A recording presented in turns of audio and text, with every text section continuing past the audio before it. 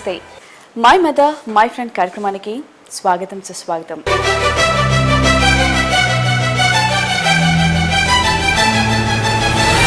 శ్రీ వెంకటేశ్వరుని పాటల పూతటలో మైమర్పించడానికి అన్నమాచార్యులు జన్మించారు. మరి అన్నమాచార్యుని పాటలు ప్రపంచమంతా తెలియచేయడానికి ఎందరో మహానుభావులు ఆవిర్భవించారు. మరి ఆ మహానుభావుల్లో మత్సుకి ఎంఎస్ సుబ్బలక్ష్మి, శోభారాజ్, బాలకృష్ణ ప్రసాద్, బాలమురళీకృష్ణ, ఎస్పి బాలు, అదే కోవలో నిత్య సంతోషిని కూడా ఉన్నారు. మరి నిత్య సంతోషిని ఇప్పటికే ఎన్నో అద్భుతమైన పాటలు తన మెలోడియస్ టోన్ ద్వారా మనందరికీ సుపరిచితులు. ఎన్నో అద్భుతమైన చిత్రాల్లో చక్కటి పాటలు పాడారు. అండ్ సినిమా పాటలే కాకుండా అన్నమాచార్య భక్తి క్యాసెట్స్, సిడీస్ మన మార్కెట్లో లభిస్తూనే ఉన్నాయి. మరి ఆవిడ టోన్ వింటే మనందరం మైమర్చిపోతాం. ఆవిడే ఈనాటి my mother my friend celebrity guest. ఆవిడ మనోభావాలేంటో తెలుసుకుందాం రండి.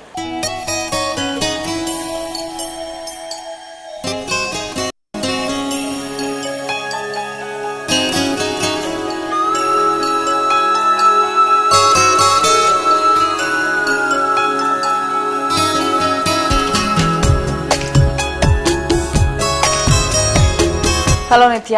హలో, నమస్తే ఆంటీ. Hi sweetie. హాయ్ చెప్పు. Hi, very cute. సో మీ ఇంట్రో ఫస్ట్ ఒక మంచి పాట ద్వారా అన్నమాచార్య పాటతో స్టార్ట్ చేద్దాం. నగవులు నిజమని నమ్మేదా, ఒగినడి ఆశలు వద్దనవే. నగవులు నిజమని నమ్మేదా, ఒగినడి ఆశలు వద్దనవే. నగవులు నిజమని నమ్మేదా.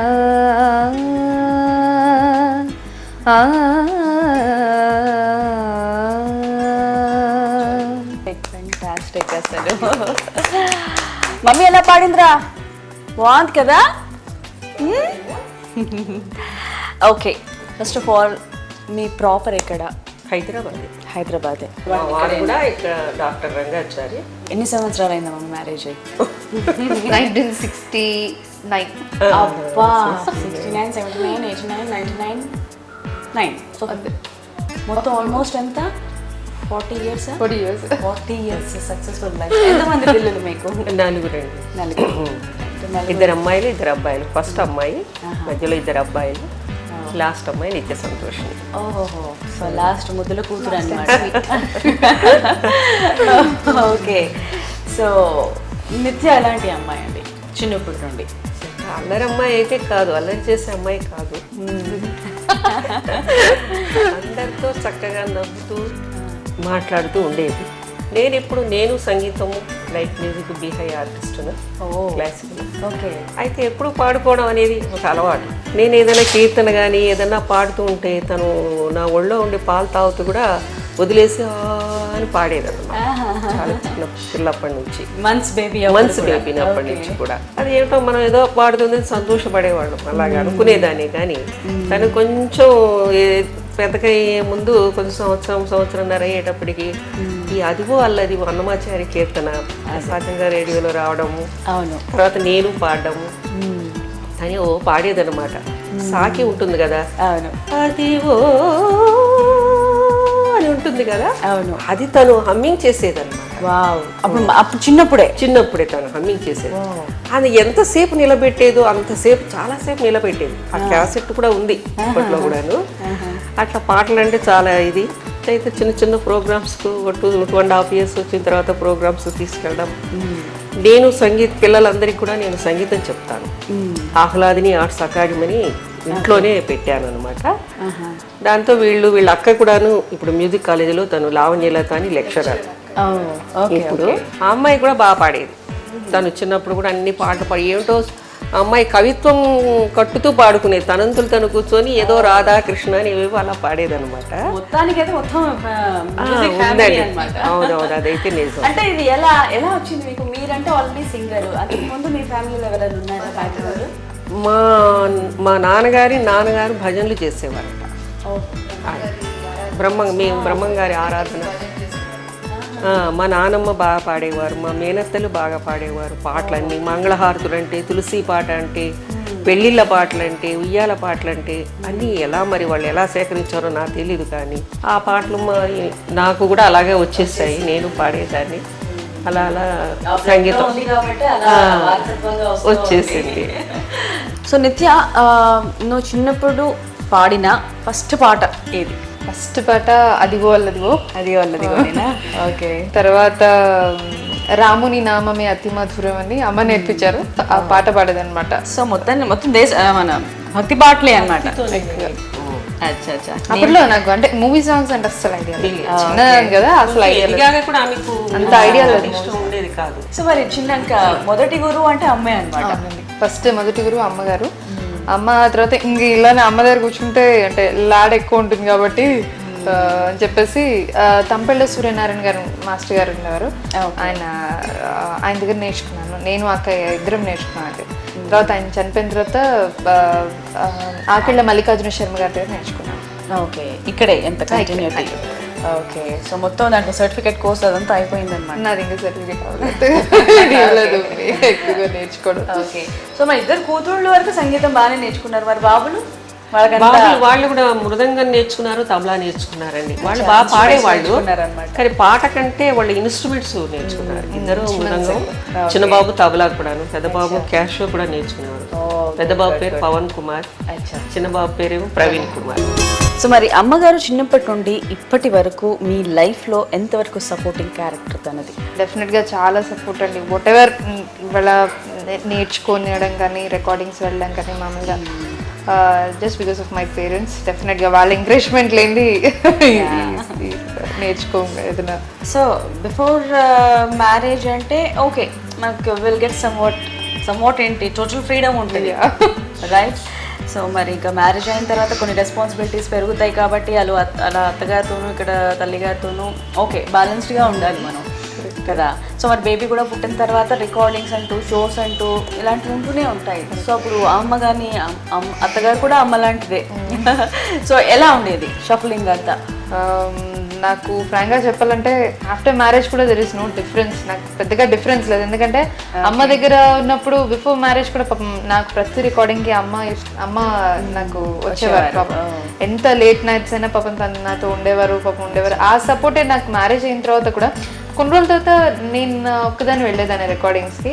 బట్ లక్కీగా నా హస్బెండ్ నుంచి కూడా నాకు అదే ప్రోత్సాహం ఉంది. పాప పుట్టిన తర్వాత కూడా నాకు ఏం పెద్ద ప్రాబ్లం అనిపించలేదు. తను ఎప్పుడన్నా తనకు ఆఫ్ ఉన్నప్పుడు తను చూసుకునేవారు. అదే అమ్మ దగ్గర డ్రాప్ చేసేదాన్ని, నేను రికార్డింగ్స్ వెళ్ళేదాన్ని. తను ఉన్నప్పుడు తను చూసుకున్నారు. లేట్ నైట్స్ అయితే పాపం ఇన్ఫాక్ట్ తను కూడా నాకు వచ్చేవారు అనమాట రికార్డింగ్స్కి. తన ఎంకరేజ్మెంట్ కూడా నాకు ఏమి అంటే ఏమి అబ్జెక్షన్ ఏం లేదు తన నుంచి కూడా.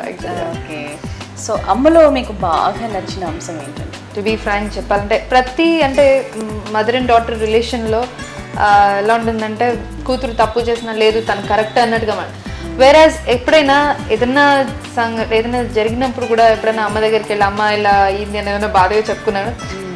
She never use to support అంటే మొత్తం వినేది లేదు నాన్న నీదే తప్పుంది, నువ్వు ఆలోచించుకోవాలి, ఇది కాదు. ఆ టైంలో నాకు కొద్ది బాధ అనిపించేది. బట్ జరిగిన తర్వాత నాకు రియలైజ్ అవుతాను తను చెప్పింది కరెక్టే అని. సో ఆ విషయంలో నాకు అమ్మ not as a mother, she is a good friend of mind. Okay. So నిత్యలో మీకేం నచ్చిందండి? నిత్య అండి ఏదే కానీ తను పాట నేర్చుకున్నా ముందు అమ్మ ఇది ఎలా ఉంది ఈ పాట, ఇక్కడ సంగతి ఎలా వెయ్యాలి, ఇది బాగుందా, తను పాడి మళ్ళీ నన్ను అడిగేది. నన్నే కాకుండా వాళ్ళ డాడీ కూడా చాలా ఇంట్రెస్ట్ అండి. ఆయన కూడా ఏంటంటే ఎలా పాడాలి, ఏ పాట తర్వాత ఏ పాట పాడాలి అన్నట్టుగా అవన్నీ ఆయనకు బాగా నచ్చుతుంది, బాగా చెప్పగలరు ఆయన. తను ఇంతగా చిన్నప్పటి నుంచే కాకుండా ఇప్పుడు తను ఈ లెవెల్కు వచ్చినా కూడాను తను మాకు వచ్చి మా దగ్గర ఆశీర్వాదం తీసుకొని నేను ఏం పాట పాడుతున్నావమ్మా అది ఇది అడిగితే వాళ్ళ నాన్నగారు అడిగిన ఈ పాటలు అంటే ఈ పాట తర్వాత ఈ పాట పాడమ్మా అని ఆయన చెప్పడము. సరే తర్వాత డాడీ ఏ పాట పాడాలి, ఈ పాట బాగుంటుంది కదా మమ్మీ ఇది బాగుంది కదా, అలా ఇప్పటికి కూడా తను మా ఇది అడుగుతూ ఉంటుందన్నమాట మా దగ్గర. తను ఈ అమ్మాయి అంతే, పెద్ద అమ్మాయి కూడా అట్లాగే.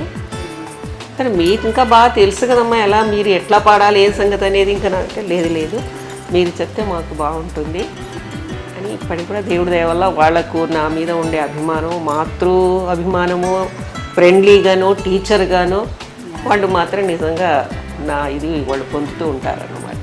యాక్చువల్లీ ఇందాక అమ్మ చెప్పినట్టు ఎలా అంటే ఇప్పుడు ఇదివరకు మ్యారేజ్ బిఫోర్ మ్యారేజ్ కూడా ఎలా అంటే ఏదైనా ప్రోగ్రామ్ అయినప్పుడు సాంగ్ సీక్వెన్స్ వేసేటప్పుడు అంటే ఆర్డర్ సాంగ్స్ వేస్తాం కదా ఈ పాట తర్వాత నాన్న హెల్ప్ తీసుకునేవాడు. అమ్మ నాన్నకి అంటే ఈ రాగం తర్వాత ఆ రాగము పాడితే బాగుంటుందని చాలా బాగుంటుంది నిజంగా. ప్రోగ్రామ్ సీక్వెన్స్ కూడా సాంగ్ సీక్వెన్స్ కూడా బాగుండదు. ఆ తర్వాత నా లక్కీగా చెప్పాలంటే ఏమైందంటే మ్యారేజ్ తర్వాత కూడా మా ఆయనకు కూడా చాలా ఇంట్రెస్ట్ మ్యూజిక్ అంటే తనకి పాత పాటలు అంటే చాలా ఇష్టం, ఈ భక్తి సాంగ్స్ ఇవన్నీ కూడా చాలా ఇష్టం అన్నమాట. తల్లిగా పిల్లలు ఒక ఫ్రెండ్గా చూడాలా, తల్లి కూతురుగా కొడుకు కానీ పిల్లలుగా చూడాలా అంటే మీరు అన్నట్టుగా మీరు గురువు కాబట్టి టీచర్గా చూడాలా, ఎలా అండి? మా పిల్లల్ని తన సొంత పిల్లలనైనా కానీ మరి చెప్పే విధానంలో మనం చెప్తూ వాళ్ళను ఒక ఫ్రెండ్లీగా కూడా తీసుకోవాలి. నేనన్నా ఇది ఇట్లా అవుతుంది కదా అని వాళ్ళకి ఎక్స్ప్లెయిన్ చేసి నువ్వు ఇలా పాడుతూ ఉంటే ఇలా అవుతుంది, తర్వాత వాళ్ళు ఇలా పాడితే ఎంఎస్ సుబ్బలక్ష్మి గారు కానీ మరి లతా మంగేష్కర్ కానీ వీళ్ళందరూ కూడా ఇంతవరకు వచ్చారంటే వాళ్ళు బాగా ప్రాక్టీస్ చేసేవాళ్ళు, ఇలా పాడితేనే ఇంత బాగా పైకి వస్తారు అని మనం వాళ్ళకి చెప్పి తెలిసినంత వరకు వాళ్ళకి అలా ఫ్రెండ్లీగా చెప్పడము. కానీ కోపంగా చెప్తే ఇప్పుడు నా దగ్గర స్టూడెంట్స్ అయినా కూడా ఇది ప్రాక్టీస్ చేయలేదు అది ఇదని నేను ఇప్పటికి కూడా అనను. ఎందుకంటే ఏమో ప్రాక్టీస్ చేయాలి కదా, చూడు నీకే తెలుస్తోంది కదా, ఇది నీకు సరిగ్గా రాలేదు కదా నాన్న, నెక్స్ట్ టైం ప్రాక్టీస్ చేస్తావు కదా, టీచర్ చేస్తాను టీచర్ అలాగే కూడా వీళ్ళని కూడా మా పిల్లల్ని కూడా ఏదైనా ఇది బాగా ఇంకా నీకు రాలేదు నువ్వు ప్రాక్టీస్ చేయాలి ఓకే చేసేవాళ్ళని బాగా అట్లా ప్రాక్టీస్ చేస్తూ ఉండేది. సో ఒక తల్లిగా అమ్మ దగ్గర మీరు నేర్చుకున్నది ఏంటి? మీరు తల్లి అయిన తర్వాత ఏం నేర్చుకున్నారు? నేర్చుకోవాల్సింది చాలా ఉంది నేను ఇంకా.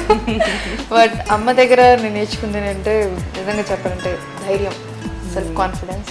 ఎందుకంటే అమ్మ నాన్న ఇద్దరు నాకు ఆ విషయంలో నేను 10th SSC అయిన తర్వాత ఇంటర్మీడియట్ డిస్కంటిన్యూ అయిందండి నాకు. ఐ వాజ్ నాట్ అంటే పెద్దగా ఇంట్రెస్ట్ చూపించేదాన్ని కాదు ఎడ్యుకేషన్ వైపు, ఫ్రాంక్గా చెప్పేస్తున్నాను.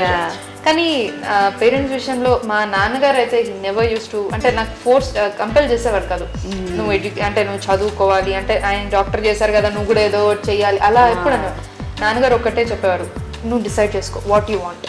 ఓకే, నాకు ఏది వద్దు అని కాదు, నీకు మ్యూజిక్ వైపు ఇంట్రెస్ట్ కదా దాని మీద ఫోకస్ చేయి, కంప్లీట్గా ఇంట్రెస్ట్ దాని మీద చూపించు, ఏది చేసినా you should be the best, పక్కా ఉండాలి దాంట్లో, you should enjoy your profession whatever you do. అలా ఎంకరేజ్ చేసేవాడు. అమ్మ వాళ్ళు కూడా అంతే. ఇంకా లైక్ నాకు దాని మీద కాన్సన్ట్రేట్ మేము మామూలుగా అనిపిస్తుంది ప్రతి పేరెంట్స్ అంటే కొంతమంది ఎంకరేజ్ చేసేవాళ్ళు, కొంతమంది ఏంటంటే పిల్లలకి ఇంట్రెస్ట్ లేకున్నా కూడా కంపల్ చేసి ఇది చదువు అది చదువు అంటే నాకు అనిపిస్తుంది వాళ్ళకి ఏది ఇంట్రెస్ట్ ఆ ప్రొఫెషన్ చూస్ చేసుకొని వాళ్ళని అందులో ఎంకరేజ్ చేస్తే వాళ్ళకి హ్యాపీగా ఉంటుంది, పిల్లలు వాళ్ళు కూడా ఎంజాయ్ చేస్తారు ఏ ప్రొఫెషన్ కానీ చదువులో కానీ ఏదన్నా కెరియర్ వైజ్ డిసైడ్ చేసుకోవడం. ఇంకోటి నాకు ఇండస్ట్రీ విషయంలో కూడా అండి అంటే స్టార్టింగ్లో 96లో నేను ఫిలిం ఇండస్ట్రీ అంటే సాంగ్స్ ఫస్ట్ మూవీ సాంగ్ పాడింది 96లో అనమాట, పాడుతా తీగ. అయితే కొన్ని సాంగ్స్ ఏంటంటే ఇది కామన్ మామూలుగా ప్రతి మూవీ సాంగ్స్లో ఎలా అవుతుందంటే ఒక్కోసారి మన వాయిస్ పాడిన తర్వాత కూడా ఉంటుంది, క్యాసెట్లో వచ్చేసరికి వేరే పేరు ఉంటుంది. దట్ ఈస్ న్యాచురల్ అంటే ఏదో ఉంటుంది మన పాడిన ఎక్స్ప్రెషన్ ఏదో తక్కువయ్యో ఇక్కడ. సో ఆ టైం అమ్మ నాకు ఎప్పుడు ధైర్యం ఇచ్చేవారు. ఆ ధైర్యం అనుకుంటే ఇవాళ కూడా నాకు ఈ రోజు వరకు నేను ఎక్కువగా మూవీ సాంగ్స్ చాలా తక్కువ పాడాను, కానీ ఆ ధైర్యము అంటే ఎప్పుడు నేను పాడలేదు ఎవరైనా నన్ను అయ్యో నువ్వు నీకు ఎందుకమ్మా మూవీ సాంగ్స్ ఎక్కువ పాడలేదని కూడా నాకు అసలు ఆ ఫీలింగ్ ఉండదండి. నాకు డివోషనల్ సాంగ్స్ ఎక్కువ పాడడం అవకాశం దొరికింది. డివోషనల్ సాంగ్స్ అలాంటి సాంగ్స్ పాడటం కూడా అందరికీ ఛాన్స్ రాదు, అది కూడా అదృష్టమే కావాలి. ఎందుకంటే ఏ గుళ్ళల్లో కూడాను తన సాంగ్స్ చాలా సిడీస్ కానీ క్యాసెట్స్ కానీ అవి ప్లే అవుతుంది. అమెరికా వాళ్ళందరూ కూడా మన వాళ్ళందరూ కూడాను వాళ్ళ కార్లలో తన హనుమాచార్య కీర్తనలు, వెంకటేశ్వర స్వామి ఇవన్నీ కూడాను సుప్రభాతాలు ప్రతిదీ తనకు ఆ అదృష్టం కలిగింది. గాయత్రి మంత్రము నిజంగా చాలా సంతోషంగా మేము చాలా ధన్యులం అనుకుంటాం ఆమెను కన్నందుకు మేము తల్లిదండ్రులు. మరి మీది లవ్ మ్యారేజా అరేంజ్డ్? అరేంజ్డ్. సో మ్యారేజ్ తర్వాత లవ్ స్టార్ట్ అయింది అనమాట. ఇప్పుడు మీరు పెద్దవారు, మీ పెద్దవాళ్ళు చేసుకున్న పుణ్యఫలమో ఏమో మీరు మీ పిల్లలు మీ వారు హ్యాపీ లైఫ్గా జీవిస్తున్నారు. మీరు చేసిన పుణ్యం వల్ల మీ పిల్లలు బాగున్నారు. సో ఇది ఎంతవరకు కరెక్ట్ అండి? చాలా కరెక్ట్ అమ్మా. ఎందుకంటే పెద్దవాళ్ళ ఆశీర్వాదంతో మేము ఈ రోజుల్లో మరి అంత బాగా అన్నిటిలోనూ భగవంతుడిచ్చిన ఇదికి భోజనం కానీ బట్ట కానీ ఒక ఆస్తి కానీ పాస్తులు కానీ ఉన్నంత వరకు హ్యాపీగానే ఉన్నామన్నమాట. కాకుండా ఏంటంటే రిలేషన్లో కూడా అత్తగారు మామగారు అంటే ఒక భయభక్తులుగా అభిమానంగా వాళ్ళను మేము అలా చూసాము. మరి ఇప్పుడు కూడా కొంతమంది అలా ఉన్నారు, కొంతమంది ఇలా లేరు అనుకోండి, చెప్పలేము. కానీ అమ్మ వాళ్ళ ఇన్లాస్ కూడా చాలా నాన్నమ్మ తాతయ్య కూడా ఎట్లా అంటే అమ్మని రికార్డింగ్స్ వెళ్ళినా కూడా తాతయ్య గారు ఎప్పుడు నాన్న వాళ్ళ నాన్నగారు ఆయన ప్రతిసారి అమ్మకి వెళ్ళేవారు, తోడుగా వెళ్ళారు. నువ్వు ఎందుకమ్మా నువ్వు ఇంట్లో పనులు ఉండి ఏదైనా మానుకున్నారు వెంబడి రావడం అనేది పాప అమ్మ ఏదైనా ఇంట్లో పనులు ఉండి ఏదైనా మానుకున్నా కూడా ఆయన ఒక్కరే చెప్పారు, లేదు అది అందరికి రాదు విద్య, నువ్వు మానుకోవద్దని చెప్పి పాప రేడియో స్టేషన్ కి మా అమ్మ వాళ్ళ నాన్నగారు ఎలా తీసుకెళ్లేవారో అలా తాతగారు డాడీ వాళ్ళ చాలా ఏజ్ లో ఉండి కూడాను. అప్పుడు ఇంకా ఆటోలు లేని రోజుల్లో మేము రేడియో స్టేషన్కి వెళ్ళాలంటే మషూరాబాద్ నుంచి రిక్షాలు ఇద్దరు కూర్చొని మా మామగారు నేను కూర్చొని నేను భయపడేదాన్ని. కానీ ఎందుకమ్మా మంచి కూర్చోమని చేతిలో కట్టె పట్టుకొని ఇలా పట్టుకొని అలా నేను వాళ్ళ యొక్క ఆశీర్వాదంగాను వాళ్ళకు మంచి ఆ సేవా భాగ్యం నాకు కూడా కలిగింది. అందుకనేనేమో నా పిల్లలు కూడా ఇంతటి వాళ్ళు అయ్యారనమాట. అంటే పిల్లలు మంచి దారిలో ఉన్నారు, వాళ్ళకు ఒక మంచి పేరు. పెద్దమ్మాయి కూడా అత్తగారింట్లో మంచి ఇది, వాళ్ళ అత్తగారు మామగారు వాళ్ళ కంబైన్డ్ ఫ్యామిలీ అంత బాగుంది. ఈమె కూడా హస్బెండ్ ఈమె వీళ్ళందరితో కూడా చాలా అన్యోన్యత. ఈ అమ్మాయి మంచిది అనే ఒక మాట రావాలని నేను కోరుకునేదాన్ని. అలాగే నా ఇద్దరు పిల్లలు కూడాను నిజంగా అయ్యో ఆవిడ పిల్లలు ఇద్దరు పిల్లలు మంచి పిల్లలు బాగా ఉంటారు అని అంతకన్నా నాకు ఇంకా కావాల్సింది జీవితానికి. చాలా కరెక్ట్ అండి. సో మరి ఇప్పటి వరకు మదర్ అనేది ఎవరితో పోల్చుకోలేము, నో వే కంపారిజన్, రైట్? మరి అంత గొప్ప మదర్ని పొందారు మీరు. మరి ఆవిడకి మీరు ఇచ్చిన మంచి గిఫ్ట్ ఏంటి? గిఫ్ట్ ఆవిడకి వాళ్ళు చేసిన దానికి ఎంత ఇచ్చినా తక్కువనే అది. But we are always there for them. వాళ్ళకి ఎప్పుడు మేము ఏ కష్టం వచ్చినా ఏదొచ్చినా నేను కానీ అక్కయ్య కానీ మా బ్రదర్స్ కానీ అంటే ప్రతిసారి మేము ఉంటాం. వాళ్ళకి గిఫ్ట్ అంటే ఏముందండి, మనం హ్యాపీగా ఉండి మనం మంచి పేరు తెచ్చుకొని వాటెవర్ సొసైటీలో అదే పెద్ద గిఫ్ట్. నిజంగా ఎన్ని కొనిచ్చినా అది తక్కువనే వాళ్ళకి. So love and affection is more important. Exactly, really అది ఎప్పటికీ ఉంటే ఇంకా కోట్ల విలువంత ఉన్నంతే లెక్క. సో మరి ద లాస్ట్ ఒక మంచి పాటతో మన వనితలందరి కోసం మంచి పాట ఇద్దరు కలిసి పాడండి.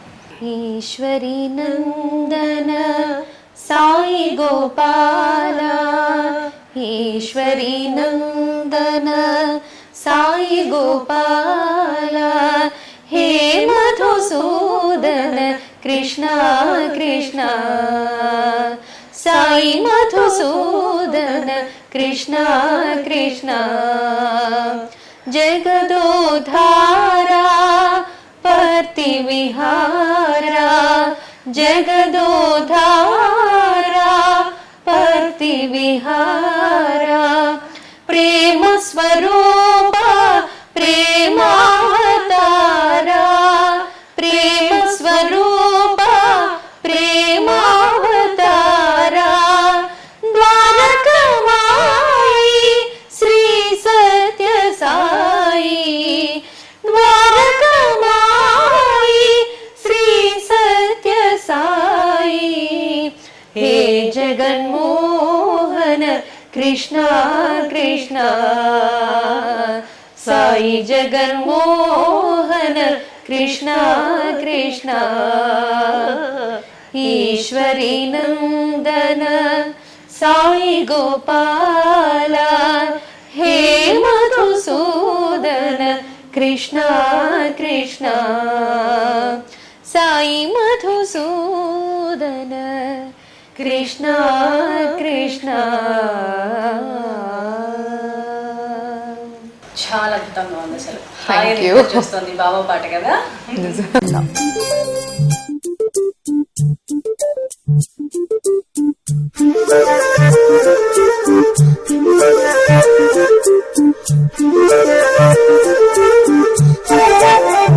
Hello Hemachandra, nice meeting you. నమస్తే ఆంటీ. సో ఎనీ ఇంట్రో మా ఆడియన్స్ కి నీ మంచి పాటతో ఇంట్రో చెప్తే Oh yeah, definitely. Will go. Yeah, na favorite song and audience favorite song in country. వయస్సునామి తాకె నమ్మి ఆగలేను సుమి సొగస్సుతోమి తూముదామి ఆడు తగదైధిమి ఉమ్మల చెమ్మల ఉప్పెనలోయ్ ఓ ఉక్కిరి బిక్కిరి చప్పుడు చేయి పిల్లో పడిపోయా మాయలలోయలో. Fantastic, Thank you. Beautiful song ఇది. నీ బాన్ అండ్ బాటప్